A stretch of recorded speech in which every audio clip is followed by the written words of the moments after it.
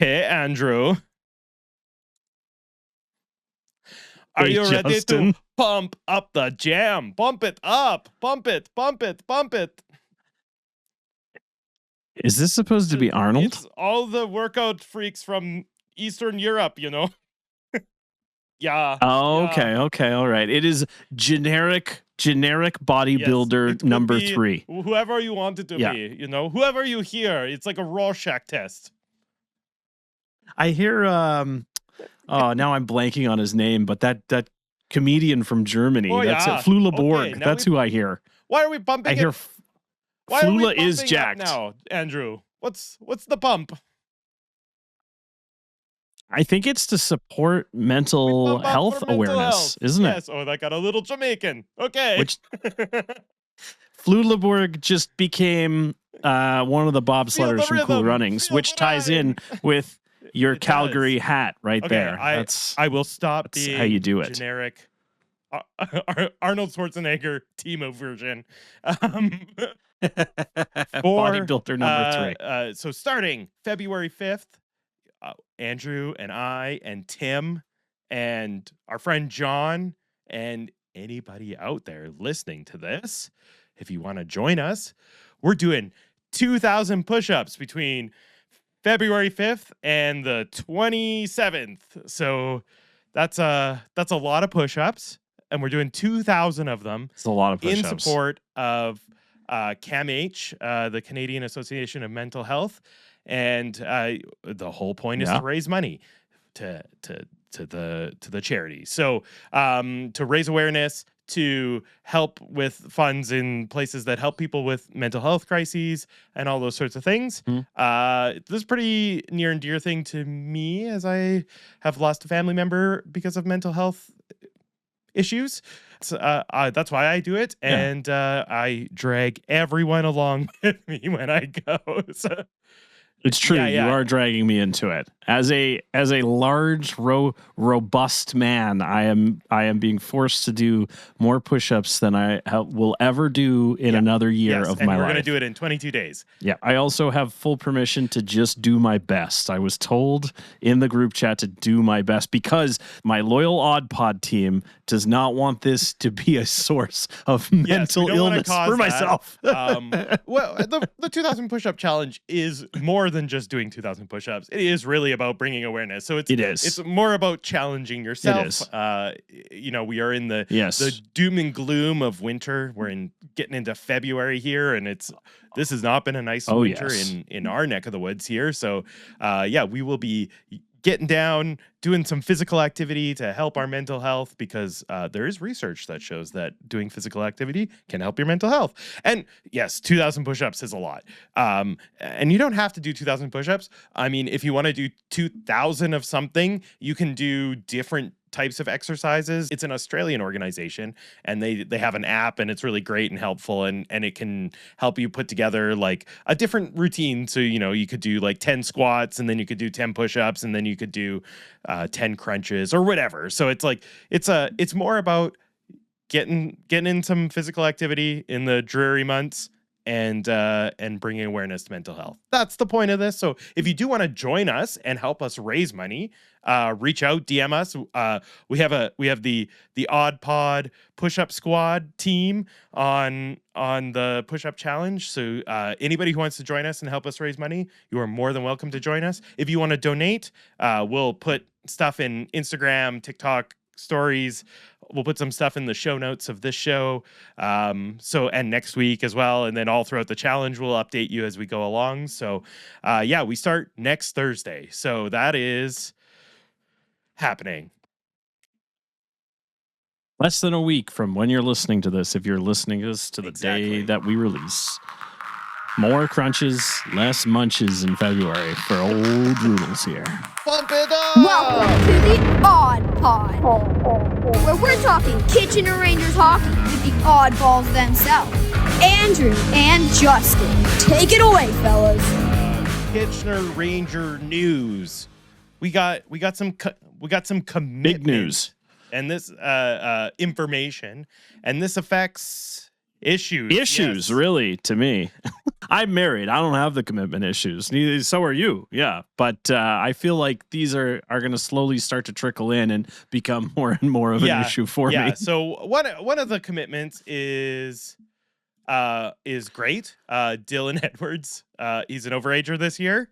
Well, both of them are great. Both of them are great. Okay, yes. Yeah, of course. Yes. We always support these young guys in following their hockey dreams, playing to the best of their ability, taking the path that is right for them. But we're still Kitchener Ranger fans. First and foremost, I'm a Kitchener Rangers fan. Secondly, I am a good person. Secondly, I'm an okay person. So Dylan Edwards and Christian Kirsch have both committed to Quinnipiac. Not even trying. University. Yes, it is a rather strong school this year in the NCAA Division I hockey. So really good, couple really good Rangers adding to their squad for next year. So obviously that takes care of one of our overager problems for next year with Christian Kirsch. And Dylan Edwards was going somewhere else anyway because he's an overager as it is. Yeah, it starts to become more clear to us that, fingers crossed that Jason Schabel is a Kitchener Ranger next year. I have no reason to believe he wouldn't be, but it's obvious that he is inheriting the crease, and I think he's shown that he can carry the mail. That felt really personal for you, Andrew. Carrying the mail. It's true. I like the expression because it's a lot of work. We've seen Schabel. We got the World Junior Schabel train where we got to see him play like a good amount of games in a row, and he can hang, man. He's got it. And when we spoke to him, he said that he plays better the more he plays, and I think that just shows that he's such a competitor. But also, I get it. Like, how can you get into a groove if it's, a week and a half between games? Like, it's already sometimes a week between games for these guys. So if you don't play that game and then you don't play the Sunday game, you're going 2 weeks without a start. Yep. It's hard, even though you're practicing all the time, it's hard to stay in the headspace of like these. Now it counts, and I want to keep the puck out. Yeah, like it's not practice. So it's great. I mean, obviously we definitely, when we were recapping who we thought would be here next year, when even before we knew all the overagers that would end up being on this team, we were projecting that Christian Kirsch would be one of the goalies that would be on this team. And obviously these things can change, but I would imagine you're doing a commit halfway through the season. You're probably committing to go next year and go play in the NCAA, and that's great. I mean, it's a good opportunity for him. I do remember a certain Rangers goalie who committed to a university last year and then ended up signing a pro contract. So things can happen. But I think it's pretty safe to assume that this is the most current information that we have at this moment, and we shall be taking that as absolutely face value. Yeah. Christian Kirsch will not be a Ranger next year. That's what we can say. Even though, man, he looks so good with his Swiss pads and his Rangers outfit. Even though he stopped wearing it this weekend, but I know he did. I wondered if we cursed them. Was there stain or something that he have? Just did we curse them? Nobody noticed, and then we brought it up, and they were like, "Hey, you can't wear that." Stop doing that. That's how much power we have. We have the ear of the league. Well, that's what we have. You brought the attention to the Swiss, and then the Finnish guys were like, "Yo, that's our turf." The Finnish mafia. We still haven't heard from our scout over there. Maybe after the thaw. Yeah, he could just be stuck somewhere. We don't know. It's true. It is Finland. All right. So we got, so we're going to recap 3 games this week. So we are recording on Tuesday, January 27th. It is 6:36 p.m. There is a game at 7 p.m. tonight. So we won't be able to recap that game because it hasn't happened yet. And then there's also a game tomorrow night. So that's the second Owen Sound game. So we had a Windsor game from last week that we hadn't recapped. And then we have an Owen Sound game and an Erie game to recap. So we should just do that. Wednesday, January 21st. All right. We were in Windsor. We won 3-2 overtime. We won. felt so good too. It was such an important game to win. It was one of those games where it could definitely have gone either way, but I think the Rangers, I mean, as a Rangers fan, I felt like it felt like it was gonna slip through their fingers because they went 0 for 3 on the power play. And Windsor only had one power play opportunity and they scored.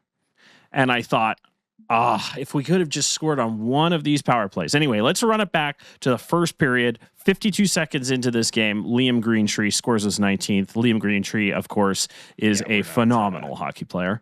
And there is absolutely no shame in giving up a goal to Liam Greentree. However, Dylan Edwards has 4 more goals than Liam Greentree at this point in the season. And he scored his 23rd of the year from Alexander Bilecki and Christian Humphreys 6 minutes and 50 seconds into this one. So that was the scoring for the first period. This was the second period. Pretty tight checking period. Like Kitchener only got 3 shots on goal in this first period. And there was not a lot of shots in this game overall, but this was this was a tight first period. We talked about this when we previewed it. Windsor and Kitchener are very well matched for each other. And you kind of knew this was going to be a bit of a bloodbath. And it was in a way, but not in either a shooting way or even a hitting way, really. It was more just in their defensive teams just were so good at taking each other out that it was hard to get anything going. Yeah, it was a tactician's fight in a sense. I always compare it to prize fights. You had 2 very tactical squads going up against each other, and neither team wanted to give an easy goal away to the other team. So everybody was playing really tight. Nobody was taking any chances, and it reflected that in the shots. Like you said, Windsor outshot them 7-3, and then 7-5 in the second, and then Kitchener took over in the third period with 9 shots to 4. Now, scoring in the second period, this one power play that I talked about, it happened about 5 minutes into the second period, and Ethan Belchez, he scored his 28th of the year. He's having an absolutely unreal season in his draft eligible year. We're going to hear his name pretty early in the draft. I was surprised. I saw a consensus scouting rank, and they had him at 12. So earlier in the year, in September, they had him at 5. So I think you're getting a really good player. I think he might be a little raw considering he's just this big, powerful guy. And I think maybe his game will kind of round out a bit here now as he gets more experience and perhaps, moves on to the NCAA as people are talking about. But great player. I've enjoyed watching him play, but I don't like him scoring against the Rangers. And in fact, I was really nervous because that's the second period scoring. Yep. It's 2-1 going into the third. Yep. That's it. Third period, I mentioned that he had 23 before. He gets his 24th 6 minutes into the period. I don't know what it was about 6 minutes into the period. In every period, there was 6 minutes in, there was a goal scored. Dylan Edwards scores his 24th unassisted. And it was a huge goal. It happened early enough that it felt like, okay, all right, we're back in the driver's seat. Yep. We're not chasing. And ultimately, one penalty in the third period for Windsor. AJ Spellacy took a roughing penalty. And I thought, okay, now here's your chance. It was with about 5 minutes left in the period, 4.5 minutes left in the period. And I thought, this is it. This is it. I think I texted you, Jack Pridham goal incoming. I know. And you were right. You were just a little early. You were a little early because it didn't happen. And then we went to overtime. And basically, Windsor didn't really touch the puck in overtime. Kitchener face-off ability upgrade came in handy. But actually, Sam O'Reilly wasn't paired with Pridham in overtime. It was Luca Romano. And Pridham scores his 29th from Ananovsky and Luca Romano. Ando had a beautiful outlet pass, really patient in his own zone, waited and then set Pridham and Romano in on a 2-on-1, and Pridham just said, I'll do it myself, and picked the far corner And it was a perfect shot because the goalie had the angle. It was fine. It was just a perfect shot, as Jack tends to do, and he hit the always Superman celly, and we loved it. It was great because he's got the hair slicked back. He's got the Superman celly. He's got a bunch of cellies, and I love them because I feel like they're themed, and he hits them when they're appropriate. I really like that he has some variety because he scores so much that it's nice to be able to switch it up a little bit. Cycles through. He cycles through. That's right. He has 29 at this point. At this point. 2 more games. Come on. Yeah. I love watching the Kitchener overtime. I think that's one of the most elegant things that they do as a team is the way that they put out the 2 defensemen to try and win the draw. Sort of no matter what happens, they sort of take a moment with the puck because they often end up with the puck right after the initial draw. They take a moment, swap out that one defenseman for another forward, and then just sort of set up a nice play. And it seems to be like the way that they start every overtime is because they rarely lose that draw. And if they do, they have 2 defensemen there that just take the puck away immediately. And I love watching the way that they do this. And I think it's I would hate it as a fan of if I was not a Kitchener fan watching my team play, I'd be like, just move the puck. But I think it works so well for this team. And it's interesting because they do have they can get really hot about things. But man, when they get into that overtime, they just it's like Zen. The way that they get into their play. Ice in the veins for sure. It's very control the pace and then strike when it's most convenient for you. It's not they don't push the pace in overtime. They take what the defense gives them and then just cycle it around, and they're just superior skaters, so they don't need to. That's just who they are. Get caught flat-footed on it in overtime, which is hard to do. We've seen some of the best teams get caught. Absolutely. All right. So that was the Windsor game.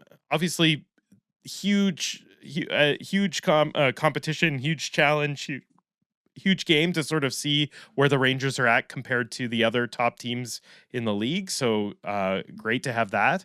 And then speaking of not top teams, I wasn't really speaking of not top teams. Terrible segue. Owen Sound.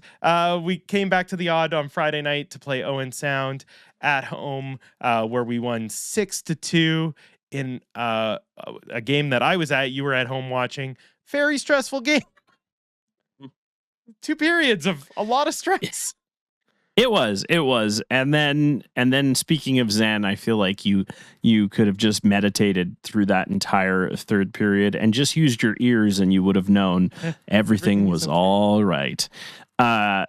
This game started with a Cole Zarowski 18th goal of the year for Owen Sound, 3:32 into the game. Classic early goal, the other team, and you're just kind of like, 1-0 deficit. That is pretty much Kitchener Rangers hockey at this stage. We just do that, and it seems like it makes us play a bit better. So I don't understand, but it is what it is. At this stage. We're used to it.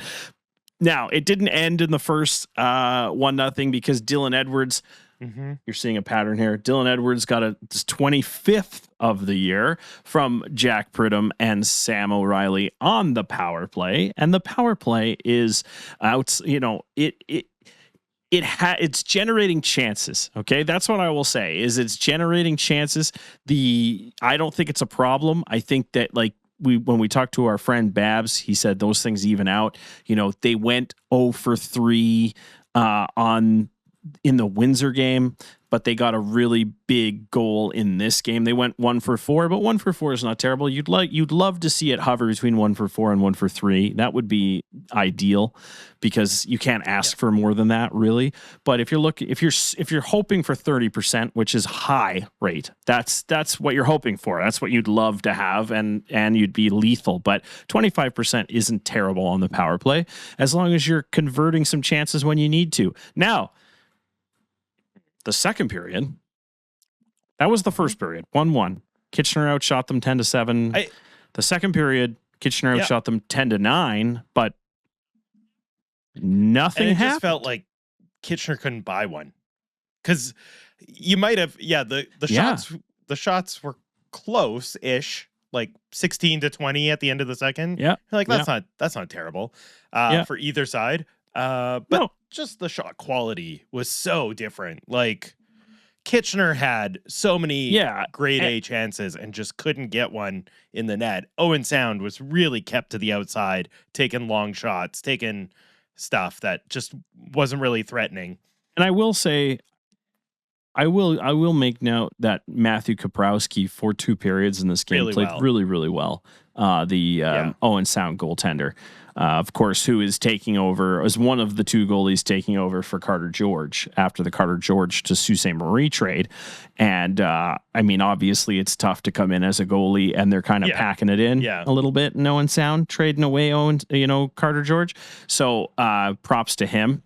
Unfortunately, the levies kind of started to break 5 minutes into the 3rd period when Luca Romano got his 10th of the year shorthanded from Gabriel Sherratt and Carson Campbell. I will say the penalty killing aggressiveness is one of the strengths of the Rangers this year. And it's not always just Jack Pridham, which we've seen many times this year, as he, I believe, still leads the league in shorthanded goals. But that's kind of the MO of the penalty kill is get the puck, and if there's a chance to generate offense without risking, a bad turnover, take it on. And there's a lot of coaching staffs that would preach just dump it, just kill time, whatever. This coaching staff, junior hockey, whatever it may be, is literally attack on the penalty kill, as long as you're not, hanging yourself out to dry. And it was nice to see Carson Campbell get on the score sheet. I will say that. I was really Carson excited. Campbell, yes, totally great to see him on the score sheet.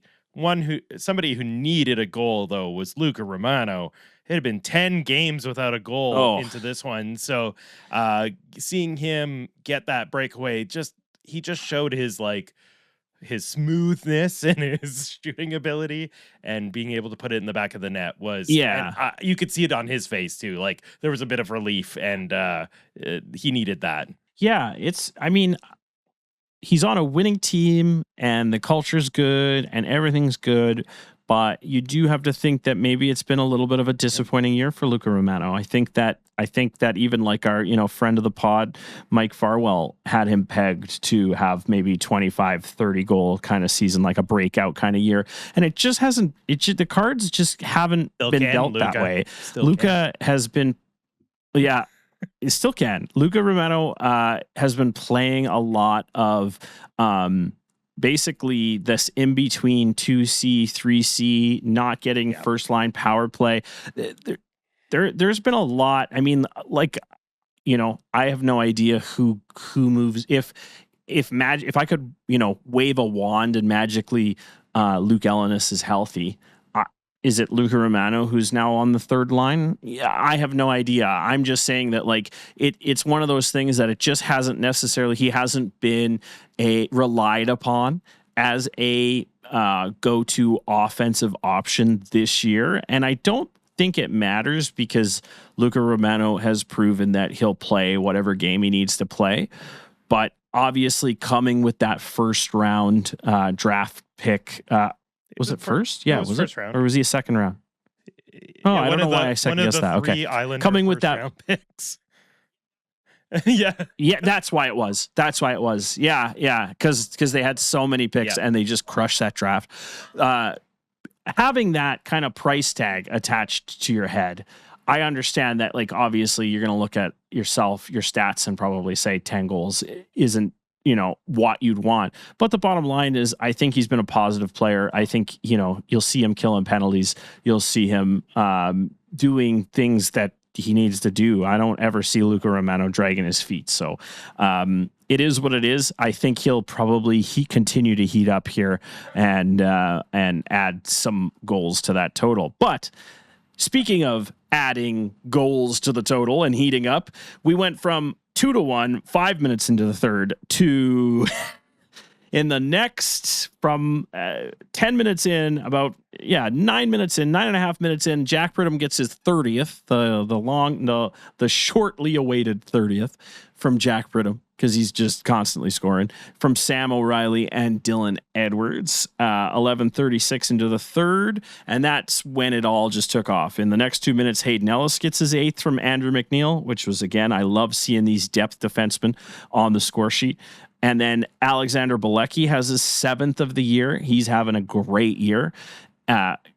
Assist from Jack Pridham, of course. That was with about 3.5 minutes left in the game. Not to be outdone, 2.5 minutes, 2 minutes, 2 minutes left. Tanner Lamb gets his 14th of the year from Weston Cameron. Good to see Weston on the score sheet. And Alexander Bilecki gets his 2nd point of the game.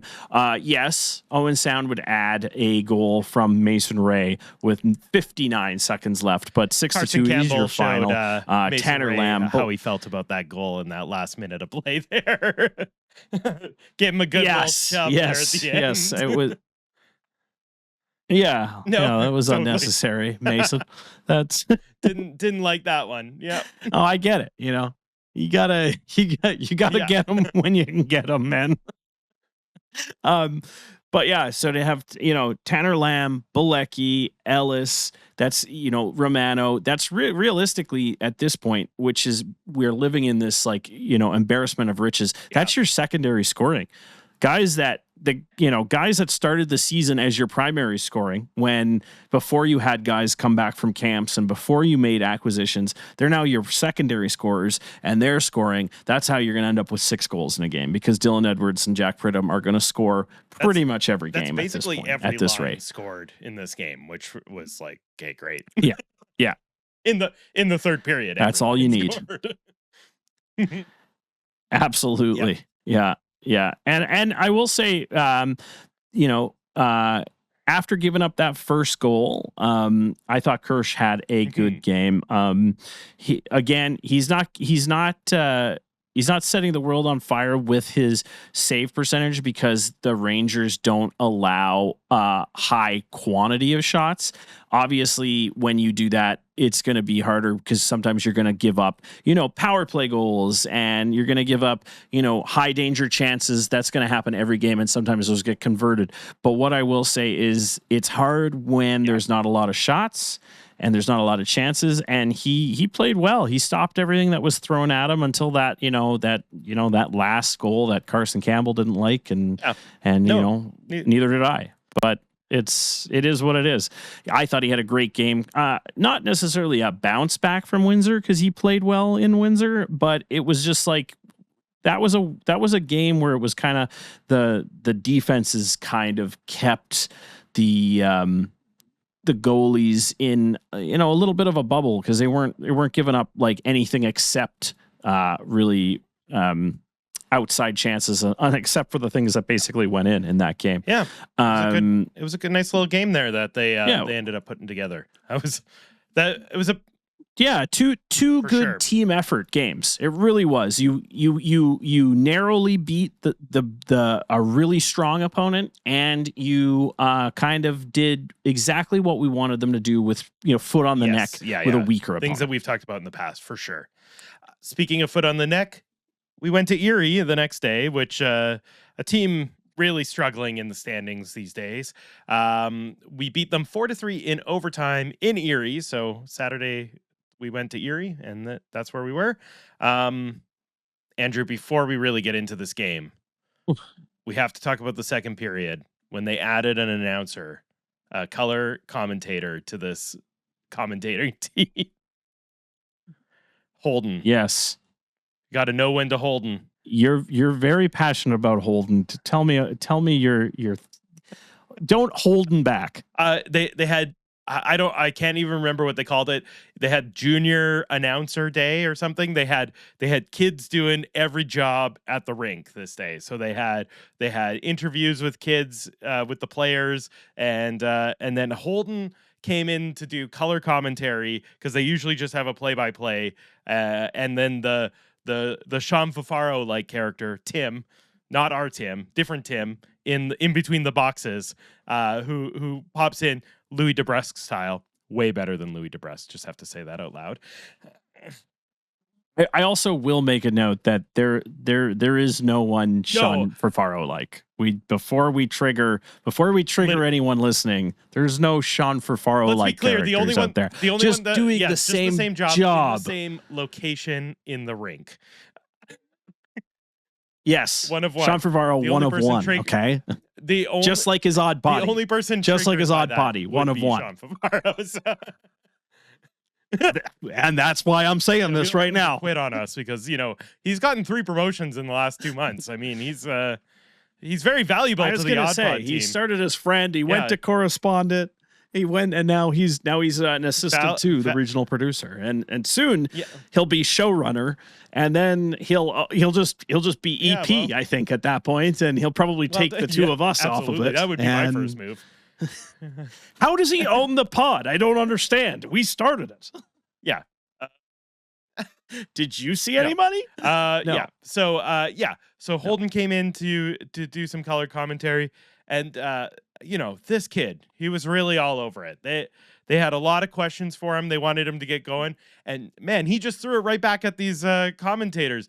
They couldn't get a word in edgewise. They were beholden to the Holden. Yes, indeed. And also bad things happened in the second. So which let's go back Holden to the first period. What he was his boon to the team.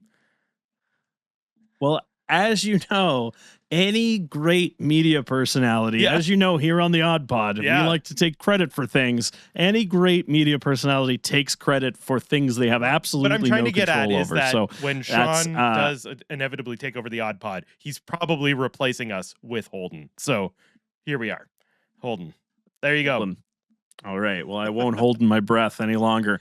Let's get to the actual game summary. Our friend Luca Romano, the foreshadowing from the last game.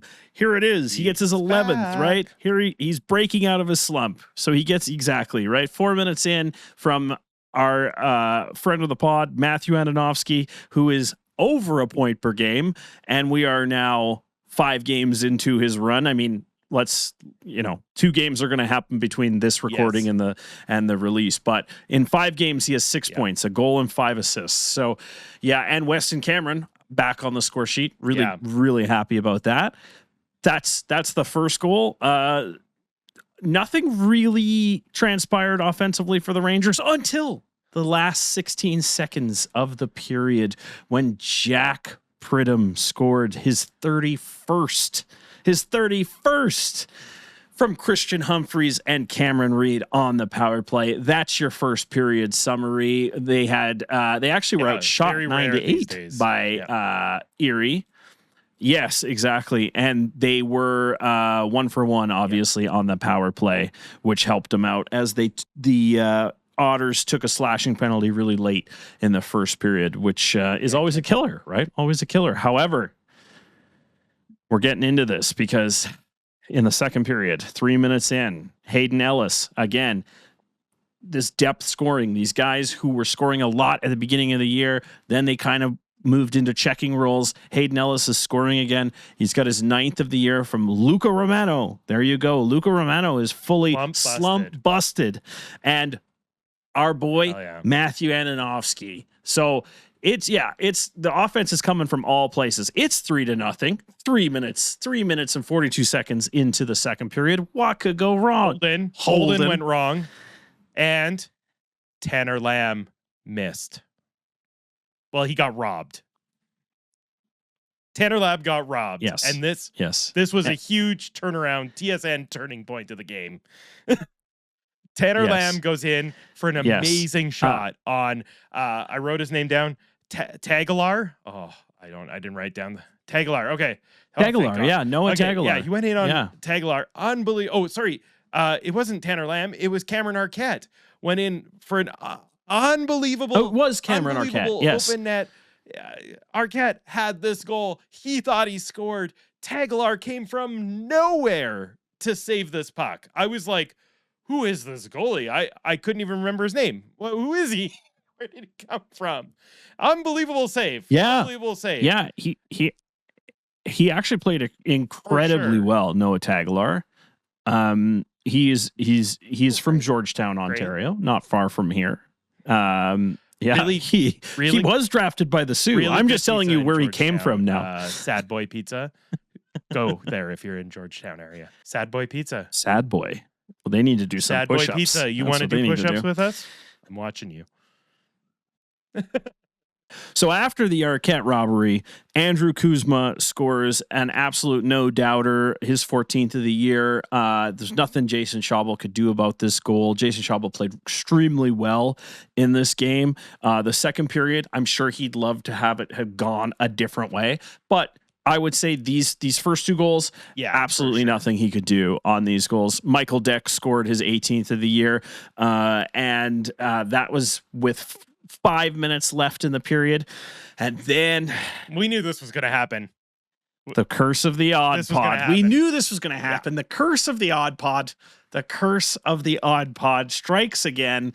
Evan Hedrick, puck kind of rolls out of the zone weird. He chases the puck down in the Rangers zone and just throws it. But it was actually a crazy snipe. But he was from an angle where he was just kind of throwing it. But he's just got such a great shot. I do think Schaubel would probably love to have this one back. It was a laser, but it's just one of those where you're like, oh my goodness. Of course he was going to score. Evan Hedrick scores his third of the year. And I will say Evan Hedrick looked good in the face-off circle. I thought that he had some strong plays, along the boards. I just noticed him. He was 3 for 5 in the face-off circle. He had a really big draw late in the third period that he won. I just thought he had a great game. I'm just happy for him. However, why'd you have to do this to us, Evan? I was like, oh man, it's 3-3 going into the third period. It wasn't a last minute goal. It was a last, 87 seconds of the period goal, but it felt like, the tying goal. The tying goal from the guy who used to play on the team. Buy a goal in Kitchener, and we loved, and we wanted him to score. Christmas miracle. I get the Grinch now. So I was like, oh why no. The Grinch exists because he probably got Christmas miracle, reverse Christmas miracled, just like the AudPod always does. Exactly. Yeah. Hopefully we don't have a bunch of people singing songs about how much we suck at any point. The third period, however, there was a goal scored in this period. And it was for the Kitchener Rangers, but it didn't count. What'd you see on that one, Justin? Okay. What did you see on that one? Tanner Lamb. This is where I think you got the Tanner Lamb confusion. He did score. So this was Tanner Lamb did put the puck in the net. This one is. I can see both sides of this one, but I do understand why it got called back. It got called back for goaltender interference.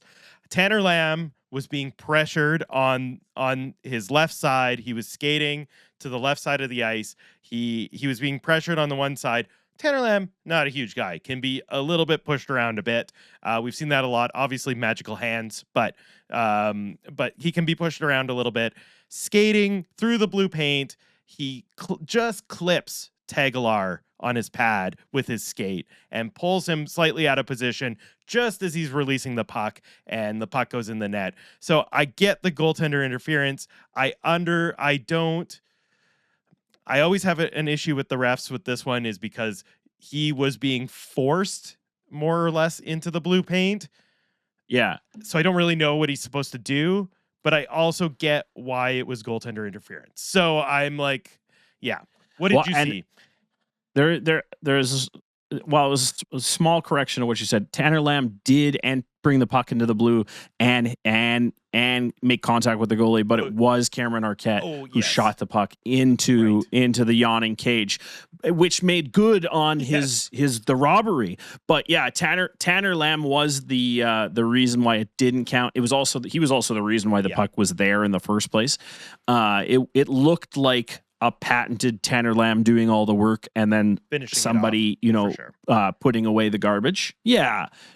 And I was excited. I think by letter of the law, like it's one of those things that if it's just consistent, I'm fine with this being no goal. But the problem is I see this sometimes go the other way, and I think back to a goal like this, and I go, how come that one didn't count? So ultimately, I'm very much a proponent of all or nothing. So I think, like, honestly, I would just like a crease violation rule. If you skate in there, like the old days. And there's no puck in there. Even more strict. If the puck isn't in the crease and you're in the crease, blow the whistle. It's done. Play is done. So you can't go in the crease unless there's a puck there. So as soon as that puck is out of the crease and there's a player still in the crease, play is dead. A lot of people hate that idea because it breaks up the play, and I understand that. But that, to me, is the only way you remedy this weird black and white. This weird. I shouldn't say black and white because it's the opposite of black and white. This muddled. It's a gray area. Yeah, it makes it more black and white, and I think that's good for not necessarily. I think for just making sense of the rules. However, if this is how we're going to call it, and a guy skating in who necessarily I don't think he wanted to make contact. He's Tanner Lamb. Tanner Lamb doesn't make contact with goalies. Like, that's not what he does. But if that's how you're going to call it, that's how you're going to call it. It didn't matter ultimately, because 45 seconds into overtime, our new friend Sam O'Reilly scores his 15th. I'm starting to get used game winner. Another game winner. Yeah. Starting to get used to these game winners out of Sam O'Reilly. Get this. Yeah. He's only got 15. But I think 2 out of the 3 that he scored for us have been game winners. So it was. I'm into it. I'm into it. He does so much. Sorry, I was just going to say he does so much away from the puck, and he does so much with the puck that, say he's only got 15 sounds bad. I'm not saying that. I'm just saying that, if you score, 2 out of your 3 are game winners, then you don't need to score that many.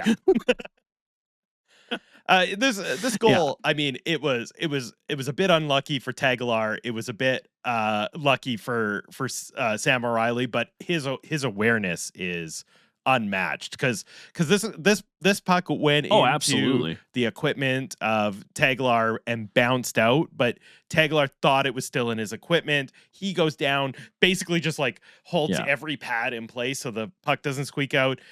Everybody's looking at the goalie. Sam O'Reilly sees the puck just sitting on the ice, and Tagular is down, and he just pops it over his shoulder and calls it a game. And of course, the puck was there because our pal Jack Pridham put it there. Yeah, that's why it was there. He generally has a tendency to bring the puck to where goalies do not want it. You don't want it bouncing off your equipment. No, and so that wraps up a strong 3 games for a bunch of players for sure on the Rangers. It's going to be a hard 3 stars this week. I struggled because there's just so many. Yeah. I am still struggling. I'm still going back and forth. So why don't we continue our trend and you go first, because then that can help. Well, especially the third star is the one I'm having trouble with. So who's your third star? And then maybe I can pick someone different. Completely off base, and you might know who it is, but I'm going with Holden for the announcing. Even though he kind of cursed us in that second period, I like a young guy with energy coming into this game, so I appreciate it. So third star, Holden. You are of absolutely no help at all. It gave you more when it comes to picking my third star. Best of luck. It did. I was hoping somehow I got 1 star further in, and I don't. I have the same amount of players to pick from. Okay, my third star, I'm just going to go with it. Is Dylan Edwards. Dylan Edwards had a great on another weekend, he could be a first 4 star. points in 3 games. He had a couple goals. Yeah, exactly. He had a couple goals in the first game, a goal in the second game. He's just such a great skater. I'm excited that he's going to go on and play D1 next year. I think that'll be great for his development. I just think that, he's just such an elite skater, and he's got great offensive awareness. And I have to highlight him as my third star. Well, who's your second star? I swear to God, if you don't say a player. It's the discipline of the Kitchener Rangers. The Erie really Otters, good. They did not take a penalty. Yes.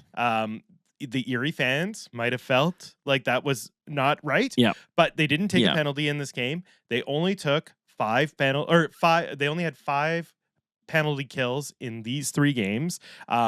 There's an interesting thing that I think maybe these London guys have brought into this. Sorry, they're not London guys. Jared Woolley and Sam O'Reilly have brought into this room.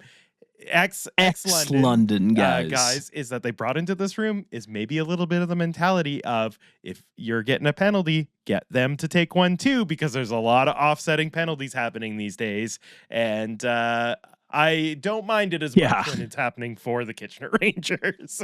Listening to one of the broadcasts was like, I think it was the Windsor game, actually. And it's been a while. That's what that makes sense. One of the players said, like, we're just not going to give them what they want. We're not going to like retaliate. And I was like, you talking about Kitchener Rangers? That's all they do. You talking about my Kitchener Rangers? You talking about? I'm like, usually the shoe was on the other foot. I'm like, I think we're the ones getting retaliation penalties. And you're telling me now you guys feel like we're the pests? All right, I'm happy to be the pest. I'd prefer to be the pest. Yeah. You know what I'm saying? Like, because I find that like the game is set up now for the retaliation gets penalized. The retaliation gets penalized. The initial penalty doesn't usually get called. Very rarely do they send both guys. So I'm totally down to be the agitator. If that's what they're calling it, happy being the agitator. To your advantage. Yeah. Who's your second star? Okay. Who's your player? I am my second star. Okay.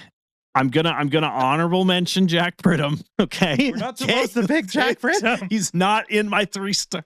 He's not in my 3 stars this week. Mention. Okay. Jack Pridham's 3 stars of the weekend. He should be my first star. Okay. Yeah. Okay. But I just can't keep giving him stars. This is not a meritocracy. This is just random babblings from 100%. Imbeciles on the AudPod. That's what this is. Okay. The second star of the weekend for me is Alexander Bilecki. I thought Alexander Bilecki was all over the place. He doesn't convert on all his chances, obviously. He's a defenseman. He also doesn't get caught out of position. I just love how he jumps up, he adds to the play. He scores more often than he doesn't when he has these really great looks. And he has 7 goals this year. And, he's involved all the time when he's on the ice. Like, you just see him out there and he is involved. Like he's basically every other game scoring a point. He's got 22 points in 44 games. Like he's steady. He doesn't take too many risks. I'm never like, oh man, like Bilecki, you turned it over again. Like he's not one of these guys. Like he seems like he's aggressive to a point, and I love that in a defenseman. And he can skate with anybody in the OHL. Like an everything defenseman. It's amazing. Yeah. Absolutely. He really is. All right. What's your first star? Player. It's Sam O'Reilly. It is? Mr. Clutch. Man, he's been okay. Yeah, you said it earlier. Mr. Clutch. Like 2 of his 3 goals with the Rangers are game winners. Like that's just, this guy comes up big in big moments and face-offs. We have dominated face-offs since he rolled up into this team. So it makes these games so much easier to watch when the Rangers are controlling more of the play, which they are. I always hated listening to like broadcast people talk about face-offs, but there's a difference between winning 50% of face-offs and winning like 65 and 70% of face-offs. Like there is a difference there. Like if the difference is 50% to 55%, I don't really care about face-offs. But when you're dramatically changing the face-off atmosphere, it is significant and awesome and great to watch. Absolutely. I mean, they had really good face-off games against Owen Sound and Erie. Windsor was tough. Windsor's a really strong team up the middle. But Owen Sound and Erie, they absolutely dominated in the What's face-off your first star? circle. Who's your first star? My first star is the slump buster himself. Yeah, good.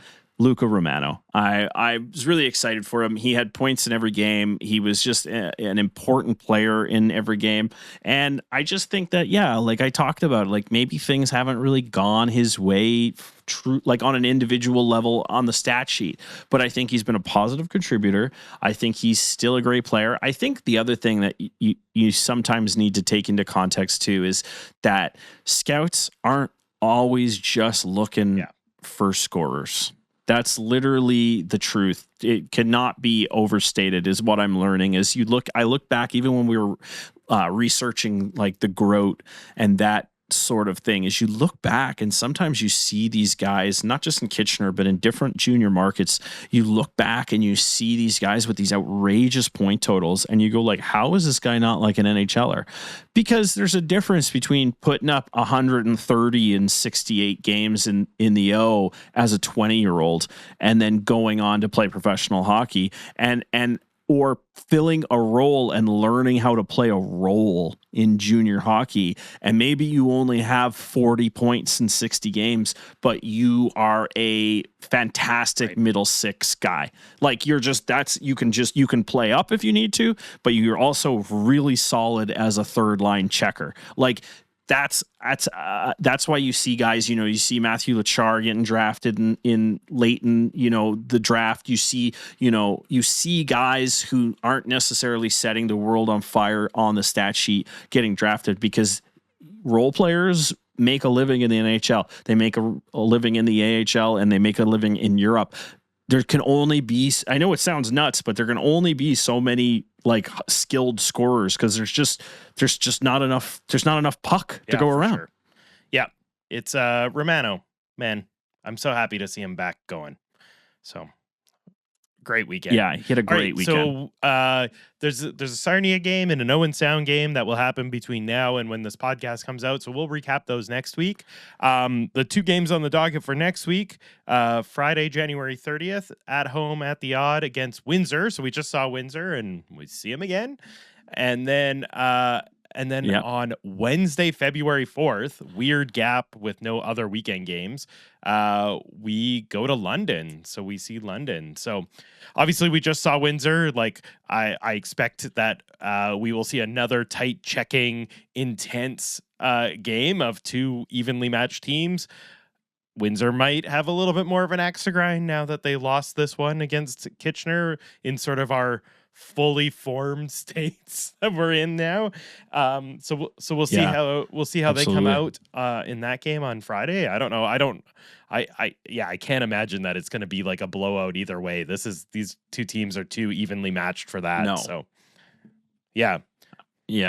No, that won't be a blowout. And honestly, I don't think either will be going to London. I think London is going to be ready for the return of O'Reilly and Woolley on the 4th. I think, anytime you're going into London, place. It can be tough. So this is it's going to be a tough couple luckily games, there's a nice little break in between, so they're not doing this week is brutal, like all these back-to-back on the like one at home, one away games with back-to-backs. This is like a nice break in between games, so hopefully they're rested up, mentally ready to go for that London game on Wednesday. And I mean we can stake a claim in the season series by winning that game, so we're already had 2-1 in that. And yeah, Sam O'Reilly and Jared Woolley might have something to prove. Jacob Shue might too. I don't know. Who? Him? Who? Okay, that's the games. Of course, I came prepared to talk about our news from Alumni.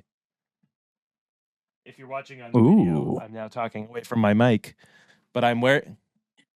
All right, I'll do descriptive. Justin turns slowly, revealing the name on the back of his home blue Rangers jersey, Brustevich. And he puts his head up in the air, and now he's rubbing his scalp. Oh, he's massaging his face into the screen. He's He's bleeding profusely from his nose. None of these things are happening if you're listening. But he seems very like a questionable level of excitement, I think, perhaps maybe for our family-friendly audience here. Yes. Lots of flames massaging going on over there. But yes, it was really exciting. I almost said Henry. Hunter Brstevich scored his first NHL goal, and it was a nice goal. And he is continuing to have a really nice period of play. Yeah, it's nice to see him up with the team. It was a really good goal. You could tell that it, not just him, but all of his line mates were really excited that he scored and he got his first goal. And it was a good one. Like it was a bomb shot from the point, and I don't 100% know why, but he was up near the net and he tipped it home, and it was great. It was like I'm like, why was Brstevich up by the net? That's great. I'm happy he was there and got it in. So it was a nice goal, and really happy for Hunter to get his first goal.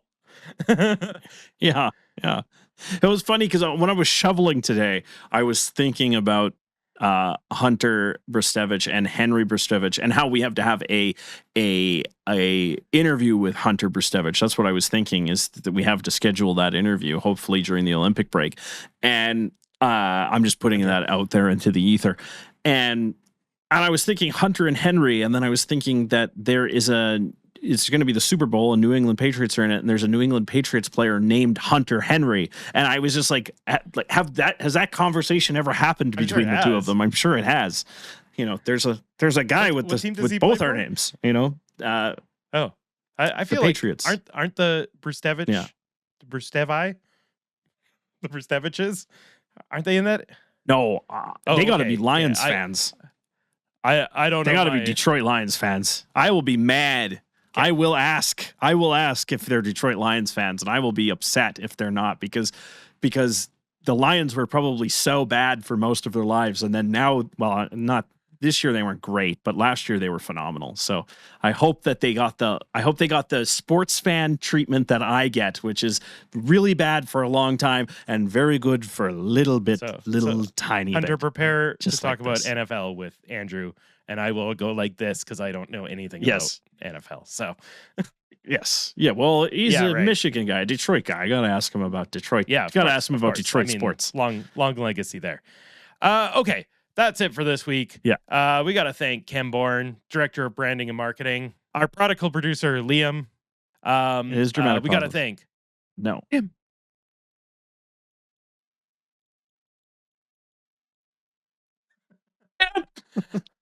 Now Tim is editing. He's also writing and directing and doing all the business with he rewrote the intro song or reconstructed it last week so it fit better with the timing of our comedy, if you want to call it that, at the beginning of the episode.